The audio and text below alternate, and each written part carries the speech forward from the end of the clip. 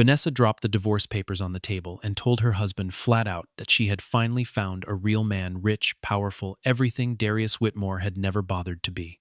She walked out on his arm, laughing with people who never looked twice at Darius, certain she had traded down for something better. What she did not know, the millionaire waiting outside was just an employee, and the man she just humiliated owned the company, signing his paychecks. 3 weeks later, inside Apex Meridian's boardroom, Grant Mercer went pale as Darius sat down in the chairman's seat and asked one quiet question. Why was nobody told his own employee was sleeping with his wife? Darius Whitmore and Vanessa Hale had been married for nearly 8 years, and in the earliest days of that marriage, Vanessa had loved the stillness in him, the way he listened, before he spoke, the calm that made her feel like the only person in the room. Darius told her he worked as an independent strategy consultant, and that explanation had always been enough. He worked from home, kept no flashy office, never mentioned his clients, and never once discussed what he actually earned. He drove a sedan that had seen better years, wore suits that fit well, but carried no visible label, and Vanessa used to call that restraint. Somewhere along the way, restraint started to look like failure in her eyes. Meanwhile, Vanessa's own career at a public relations firm climbed quickly, filling her calendar with galas, corporate dinners, and rooms full of people who measured worth by the numbers, stitched into their tailoring.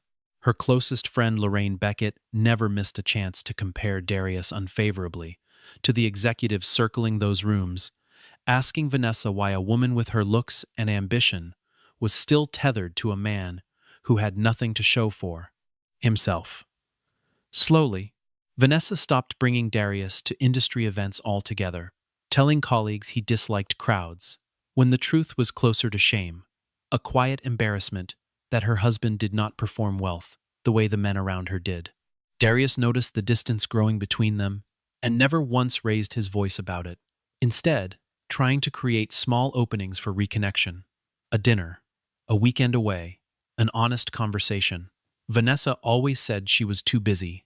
One evening, Darius prepared a quiet dinner to mark their anniversary, lighting candles and setting the table the way he had the very first year they were married. Vanessa came home late, dropped her bag by the door, and barely glanced at what he had made her mind still somewhere else entirely. She told him she had just met Grant Mercer, the celebrated executive from Apex Meridian Systems, and there was an excitement in her voice that Darius had not heard directed at him in a very long time. When he asked gently whether she was still happy in their marriage, she avoided the question and instead looked at the worn watch on his wrist before saying that perhaps she had grown while he had simply stayed the same. Later that night, her phone lit up on the counter with a message from Grant that read, "Tonight you made the whole room worth remembering," and Darius saw it clearly from across the table and said nothing at all. Grant Mercer was something of a local legend among the city's business elite, a man whose face appeared in glossy magazines under the title of Tech Millionaire, a man who leased supercars for the season and threw parties in penthouses the company quietly paid for. He knew Vanessa was married and treated the fact as an inconvenience rather than a boundary, telling her that people with real ambition could not afford to let loyalty hold their future hostage. She kept her distance at first, but the private dinners, the expensive gifts, and the promises of a life she believed she deserved wore that distance down until it disappeared. Grant made a habit of belittling Darius without ever having met him, calling him the kind of man who hid failure behind humility. And Vanessa's silence in those moments marked the first time she truly betrayed the respect she once had for her husband. Back home, Darius began noticing small inconsistencies, restaurant receipts he did not recognize, a schedule that kept shifting phone calls Vanessa always stepped outside to take. He never accused her or dug through her belongings. He simply asked one evening if there was someone else. She turned the question back on him with anger, accusing him of insecurity, and he answered with the same steadiness he brought to everything, telling her that truth does not change just because someone raises their voice to argue against it. At an Apex Meridian gala, not long after, a colleague asked Vanessa about her husband, and she described Darius as just a small-time freelance consultant, a phrase that made Grant laugh out loud as he rested his hand on the small of her back.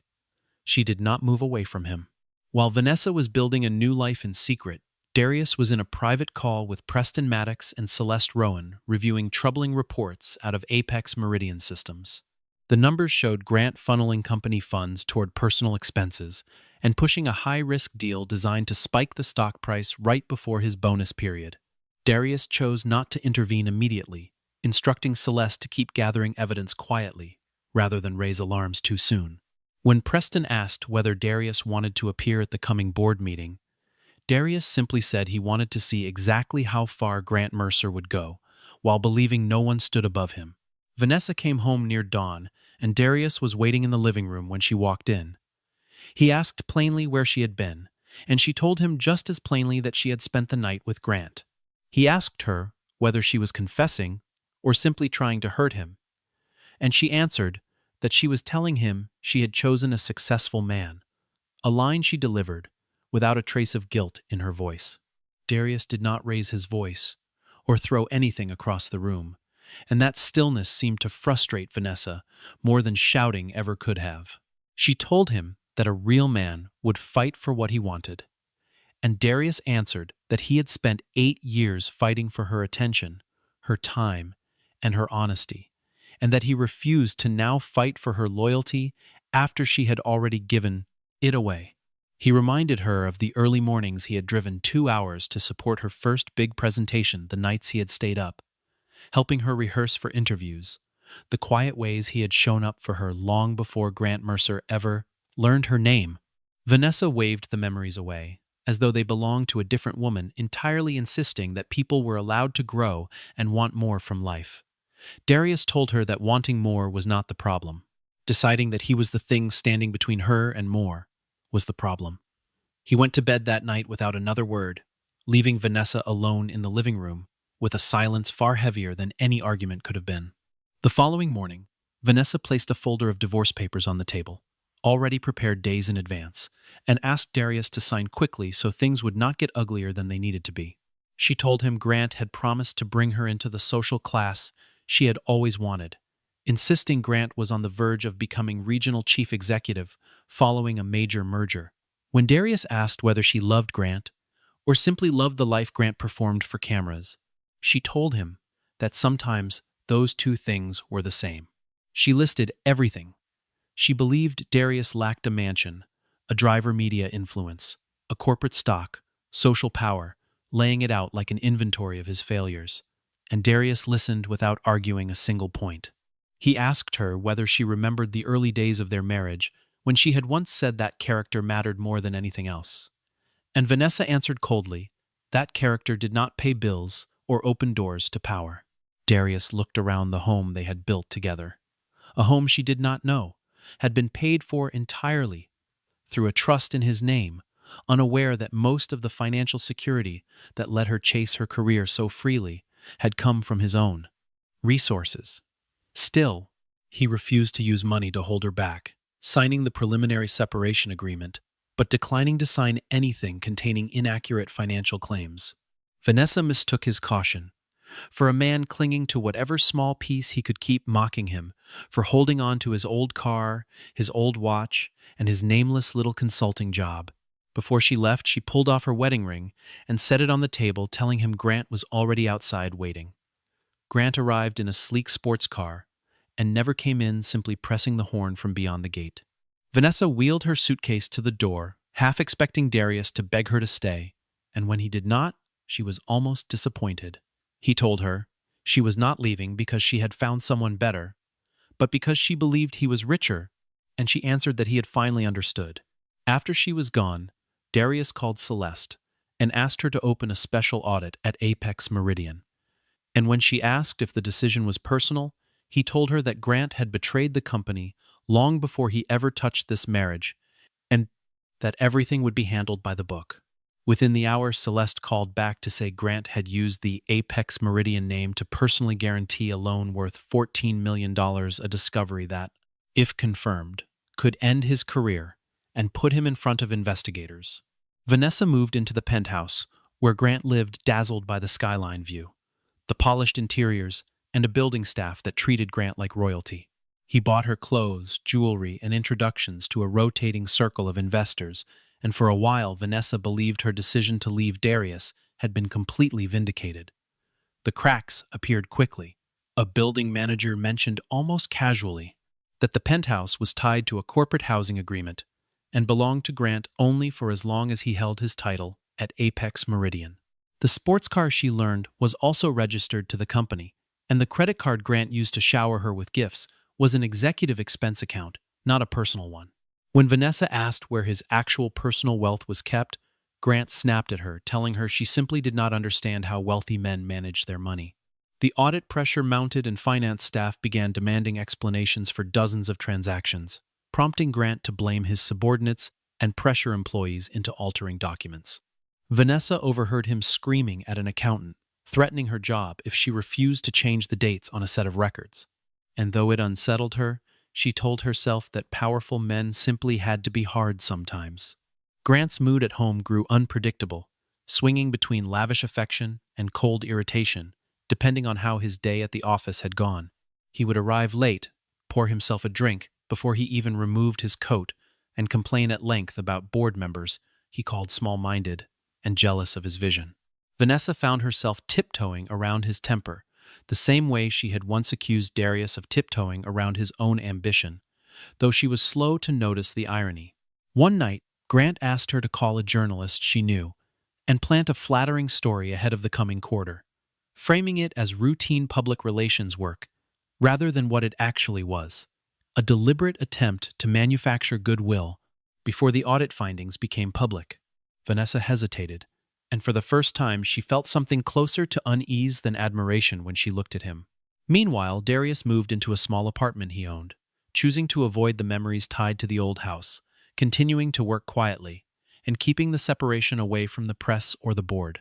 He kept his routine simple, rising early, reviewing reports over black coffee, and speaking to almost no one outside of Celeste and Preston about what was unfolding in his personal life. Colleagues who worked with him regularly noticed nothing different in his demeanor, which was precisely how he wanted it. He had built his entire career on the belief that a man who needed an audience to validate his pain had not yet learned how to carry it. Celeste handed Darius proof that Grant had embezzled marketing funds and falsified client expenses, and used the Apex Meridian name to maintain the illusion of personal wealth. Even with the evidence mounting, Darius insisted the investigation remain fair and procedural rather than driven by any personal motive, telling her plainly that he did not need to destroy Grant only to stop shielding him from the consequences of his own choices. Preston suggested calling an emergency board meeting, and Darius agreed, but asked that his attendance stay confidential for now. In a separate thread of the story, Lorraine visited Vanessa and openly envied her new life. And when Vanessa bragged about Grant's coming promotion and asked about a previous marriage, he had mentioned, Grant deflected the question entirely. And Vanessa later discovered he had never actually been married, meaning the sympathetic story he told about a greedy ex-wife had simply never existed. Grant received an official summons to the emergency board meeting, and even then he remained confident, telling Vanessa the board could not function without him. Scanning through a confidential document later that day, Vanessa saw the name of the meeting's presiding representative listed as D. Whitmore, controlling shareholder representative, and she froze at the sight of a surname far too familiar to ignore. She asked Grant who this Whitmore was, and he laughed it off, calling it a common name and insisting there was no chance her unemployed, understated husband had any connection to a corporate empire.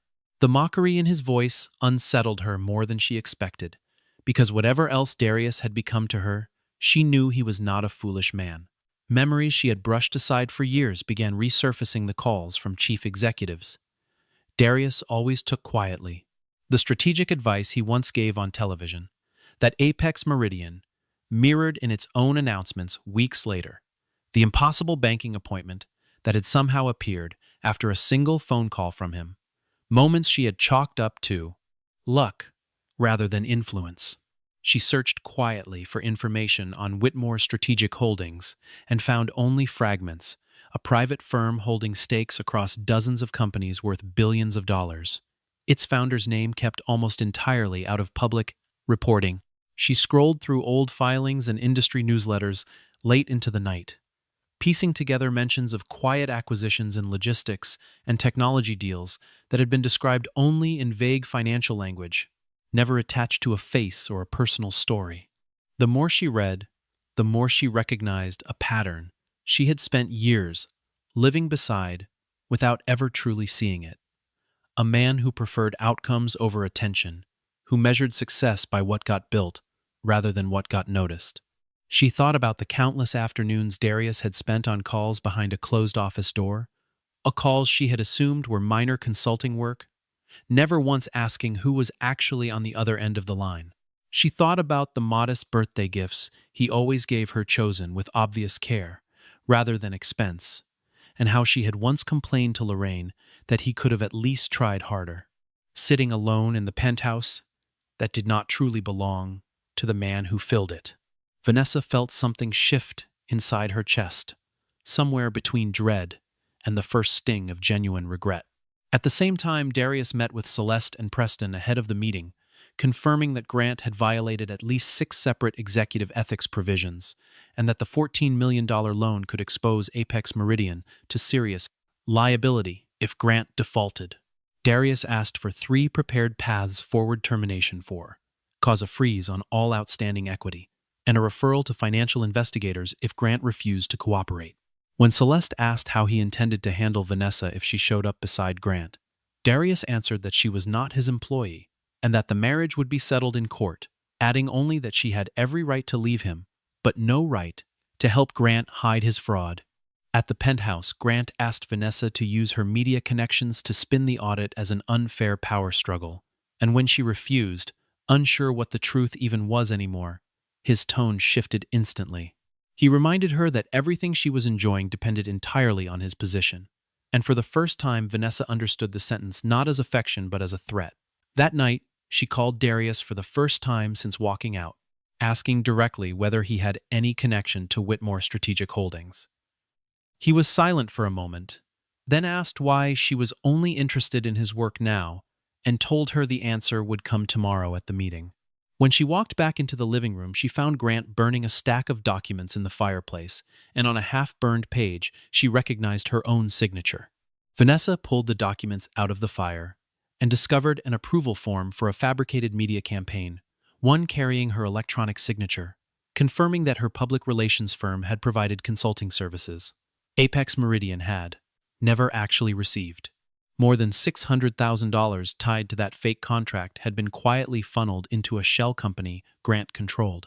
Vanessa realized instantly that her name could now be dragged directly into the fraud investigation. Grant tried to calm her down, calling it simple cost optimization, and when she tried to leave, he blocked the door and warned her that if she turned against him, the paperwork would implicate them both together. Without ever raising a hand, Grant used words, financial leverage, and fear to control her in that moment. And Vanessa finally understood that the man she had believed was her ticket into elite society was preparing quietly to make her his place. Scapegoat. She copied the files onto a private drive and sent an encrypted message to Celeste Rowan, whose name she recognized from an official Apex Meridian legal notice. Celeste called back immediately, instructing her not to delete or alter a single piece of evidence, and when Vanessa asked whether Darius truly had a stake in the company, Celeste told her simply that tomorrow she would see for herself. Darius prepared for the meeting that night, looking briefly at his wedding ring before deciding not to wear it. He no longer wanted the meeting to be about making Vanessa regret her choice. His focus was protecting the thousands of employees whose livelihoods depended on Apex Meridian staying intact. Preston revealed that Grant was quietly planning to sell one of the company's most profitable divisions to a close associate at a price far below its real value.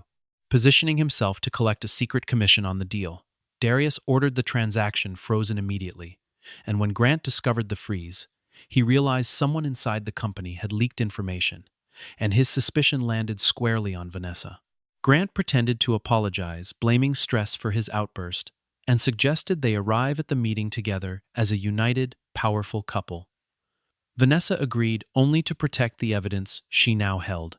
Standing in her closet before they left, she looked at the dresses Grant had bought her and understood fully, this time, that every one of them had been paid for with company money.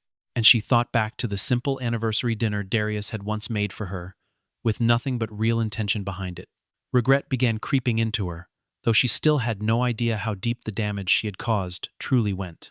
As their car pulled up to Apex Meridian, Vanessa noticed a full line of senior security staff waiting outside, and none of them greeted Grant.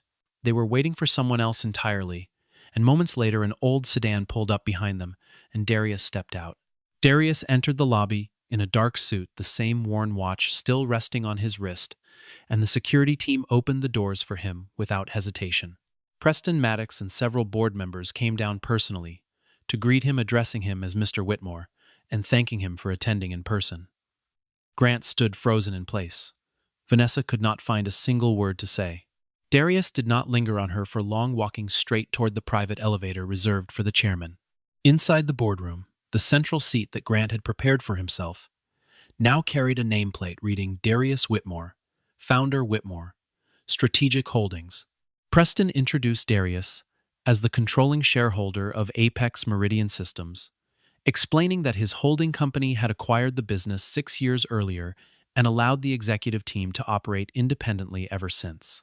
Grant attempted a nervous laugh, calling the whole thing an amusing misunderstanding. But Darius opened the meeting with a single line, saying that before anyone discussed personal matters, they would first discuss shareholder money and employee livelihoods. The long table fell silent as a set of screens around the room lit up with charts and figures compiled over weeks of quiet investigation. Board members, who had once deferred to Grant without question, now sat rigid, watching a very different man take control of the room with none of Grant's showmanship and all of his authority. Vanessa sat near the back, her hands folded tightly in her lap, unable to reconcile the composed executive at the head of the table with the man who used to fall asleep on the couch beside her reading quarterly reports she had never once asked about. Celeste presented evidence showing Grant had used company funds for the penthouse, the sports car, personal gifts, and numerous private trips, all disguised as corporate expenses. Grant argued that every cost served the company's public image, but Celeste pressed forward, revealing the $14 million loan, the shell company contract, and the plan to sell company assets far below their value.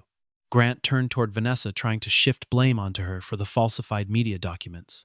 But Vanessa stood up and admitted her signature was on the file, while explaining clearly that Grant had used it without her consent, handing the drive containing all the evidence directly to Celeste.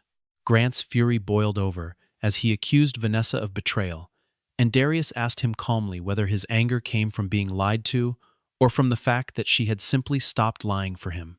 The entire room shifted in that instant. Grant sneered that Darius was only doing this because he had lost his wife, and Darius looked directly at him and said that Vanessa had every right to leave a marriage, but Grant had no right to steal from his company.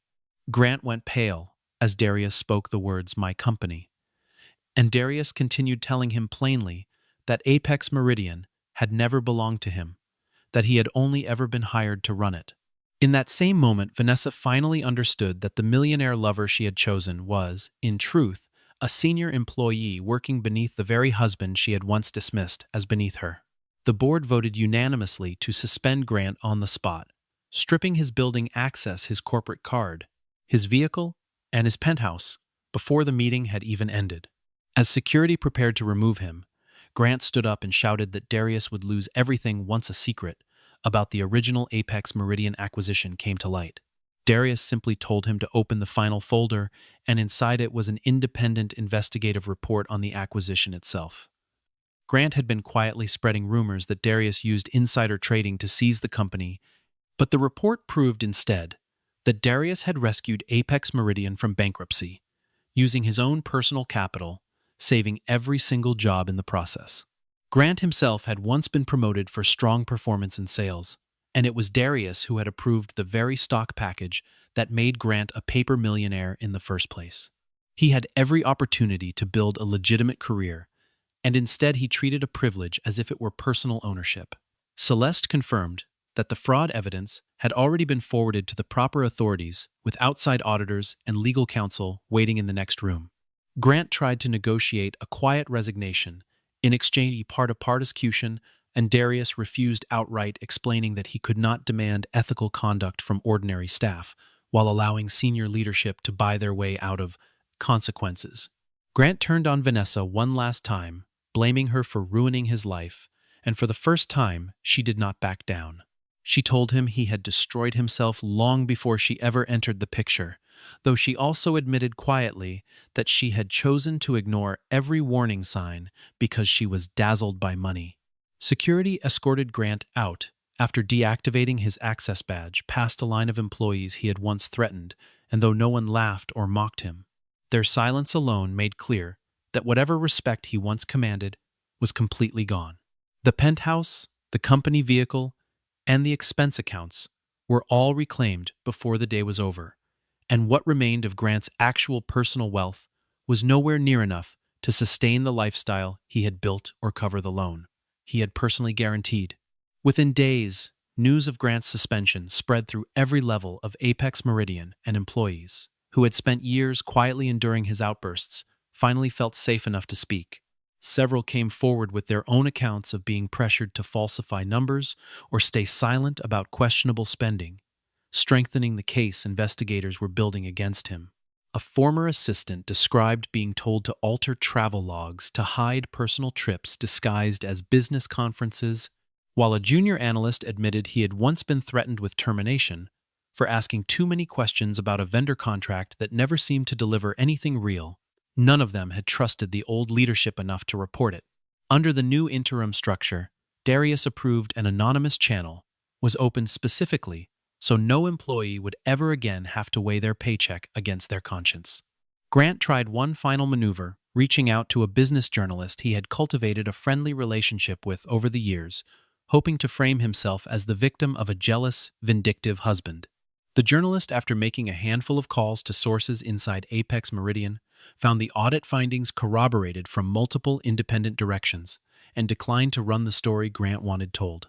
Instead, the eventual coverage laid out the numbers plainly: the falsified contracts, the shell company, the loan guarantee, and the quiet role Darius had played for years as an owner who let his people lead until leading stopped being enough. After the meeting, Vanessa asked to speak with Darius privately, asking him why he had never told her he was wealthy. He answered that he had told her many times about his work, his values, and his responsibilities, and that she simply had never cared to listen because he never presented any of it through supercars or magazine covers. Vanessa said that if she had known the truth, she never would have left, and Darius told her quietly that this was exactly why he could not take her back. The statement finally made Vanessa understand that her real mistake had never been choosing the wrong millionaire. Her real mistake was only respecting Darius once she discovered he was richer than the man she left him for. She begged for a chance to make things right, and Darius took out the divorce papers she had already signed, telling her he would not punish her, but he also would not save her from the consequences of her own choices. Vanessa walked out of Apex Meridian alone that day, unable to return to the penthouse since it belonged entirely to the company, and many of the gifts Grant had given her were seized as evidence or corporate property. Lorraine called almost immediately asking whether the rumors about Darius being a billionaire were true, showing far more interest in Vanessa's proximity to wealth than in whatever crisis her friend might actually be facing. Vanessa finally recognized that Lorraine had helped shape the distorted values that led her here, but she also accepted that the choices themselves had always been her own to make, and she quietly ended the friendship. She cooperated fully with the ongoing investigation, providing messages, schedules, and documents connected to Grant's misconduct. Her attorney told her she was likely to avoid any criminal liability because of her voluntary cooperation, though her professional reputation would still suffer. Her public relations firm placed her on leave pending an internal review, and for the first time in years, Vanessa lost the status symbols she had long treated as her identity, moving into a modest apartment paid for entirely out of her own savings. The apartment was smaller than anything she had lived in since her 20s, with thin walls and a view of a parking lot instead of a skyline, and in the beginning, she hated nearly everything about it. She stopped attending the fundraisers and dinners that once filled her calendar, partly because invitations quietly dried up, and partly because she no longer had the appetite for rooms full of people measuring each other's worth by their shoes and their watches. Lorraine texted a handful of times in the weeks after the story broke, always circling back to whether Vanessa still had any connection to Darius worth mentioning. And each unanswered message made the decision to cut her off feel more obviously correct. Vanessa spent her evenings at first simply sitting with the discomfort of who she had allowed herself to become, replaying conversations where she had chosen appearances over honesty and status over substance. She began seeing a counselor not to excuse what she had done, but to understand why validation from strangers had ever mattered more to her than the steady presence of a man who had never once made her doubt his loyalty. It was slow, unglamorous work, nothing like the version of reinvention she might have imagined a year earlier, and there were nights she cried out of simple exhaustion rather than any dramatic realization. But little by little, she began rebuilding a version of herself that did not require anyone else's mansion to feel like it meant something. She wrote Darius a long letter, not asking him to return, but naming her own actions plainly. She admitted she had looked down on his work, felt embarrassed, bringing her black husband into elite social circles, allowed Grant to mock him without ever defending him, and been unfaithful long before their marriage officially ended. She admitted her regret had only surfaced once the luxury surrounding her disappeared. Darius read the letter, but did not respond right away, choosing instead to see a therapist to process what had happened, rather than burying it beneath more work. At Apex, Meridian Darius appointed an interim leadership team, reinstated employees Grant had pushed out or intimidated, and canceled the undervalued asset sale before it could close. He established an independent whistleblower line and ordered a full audit across every subsidiary company under his holdings. Preston later told him privately that morale across the company had shifted noticeably within a matter of weeks, that people who had once kept their heads down out of fear were speaking up in meetings for the first time in years. Darius made a point of visiting departments in person rather than issuing memos from a distance, walking floor by floor, introducing himself plainly and listening far more than he spoke. Several longtime employees admitted they had assumed the company's true owner was some distant, faceless entity, never imagining he would show up in an elevator wearing an ordinary watch and asking genuine questions about their workload. It did more to rebuild trust in a few months than any press release ever could have.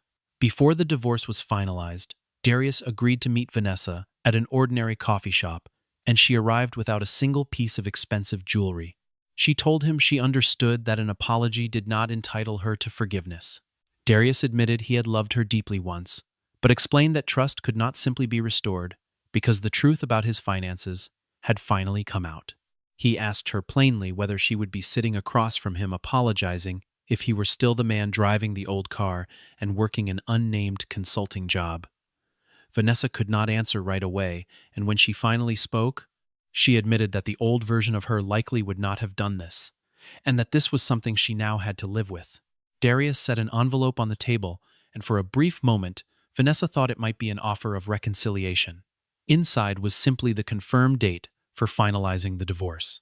Months later, the divorce was finalized quietly, and Darius chose not to use his legal team to strip Vanessa of everything, instead agreeing to a fair division of whatever assets genuinely belonged to both of them during the marriage. The corporate holdings he had built long before their relationship remained legally protected and entirely his. Vanessa received no share of Whitmore Strategic Holdings, since she had never contributed to it or held any ownership claim within it. Darius kept the old house for a while, but ultimately sold it, unwilling to keep living inside the memory of a marriage that no longer existed, and he donated part of the proceeds to a program supporting Black entrepreneurs who had historically been denied access to capital. Grant was formally charged with fraud, embezzlement, and falsifying corporate records, and what remained of his personal assets was frozen to help repay Apex Meridian for the damage he caused. The same media outlets that once celebrated him as a self-made millionaire now reported openly that most of his apparent wealth had depended entirely on a position inside a company owned by Darius. Darius refused every request to discuss his private life publicly, saying only that Apex Meridian would no longer be run through fear or greed. Vanessa slowly began rebuilding her life, accepting a lower-level position at a nonprofit focused on ethics in media and communications. It was not a perfect redemption story. She still faced skeptical looks and lingering professional consequences. But she began slowly to judge people by their actions, instead of the symbols of status they wore. Colleagues at the nonprofit knew nothing of her past. And for the first time in years, she found herself valued for the quality of her work rather than the name attached to her husband or the address on her lease. She started volunteering on weekends at a community center that helped young women navigate early careers and found an unexpected honesty in talking with them about ambition, about the difference between wanting a better life and wanting to be envied for one. She never used Darius's name in those conversations, never turned her own story into a cautionary tale for sympathy. But the lessons she had learned the hard way found their way into everything she said. In the final scene, Vanessa happened to see Darius at a corporate function, no longer hiding his role as a leader, yet still wearing the same worn watch and arriving in the same familiar sedan. Several powerful executives rose from their seats the moment he walked in, and a few younger associates whispered to one another about the quiet legend who ran an empire without ever needing his name in headlines. Watching from a distance, Vanessa understood that he had never actually lacked power. He had simply never needed to perform it to feel like he mattered. She thought about how many nights she had sat beside that same unassuming man and felt wrongly that she deserved more than he was offering, never once considering that what he offered had always been more than enough. Darius noticed her across the room, and the two exchanged a calm, quiet nod. There was no dramatic reunion, and no public humiliation, only two people continuing on, in two very different directions, each one finally understanding exactly what the other had always been worth. Vanessa had once believed she was leaving an ordinary man behind to be with a millionaire. In the end, she discovered the millionaire had only ever been an employee living off borrowed status, while the husband she had looked down on was the one who owned everything around them. But the hardest lesson had nothing to do with numbers on a balance sheet. If the only thing Vanessa regretted was that Darius turned out to be richer than Grant, then she had never truly understood what she had lost in the first place. Darius did not win because he controlled a company. He won because when he was betrayed, he still held on to his dignity, his fairness, and his principles, things no title and no bank account could ever buy. Darius walked out of the shareholder meeting as reporters, executives, and investors called his name, but he never slowed down to enjoy the attention aimed at him. He opened the door of his old sedan, set his files down on the passenger seat, and glanced briefly at the watch he had worn, since long before any of this success arrived. Across the street, Vanessa stood completely still watching him. She had once believed that worn car and that old watch were proof he would never amount to anything. Now she understood. They had always been proof that he never needed money to know exactly who he was. Darius drove away, and Vanessa did not run after him. For the first time, she simply let him go and respected his right to keep moving forward without her carrying with her. At last, the quiet understanding that a person's true worth had never once been something you could see from outside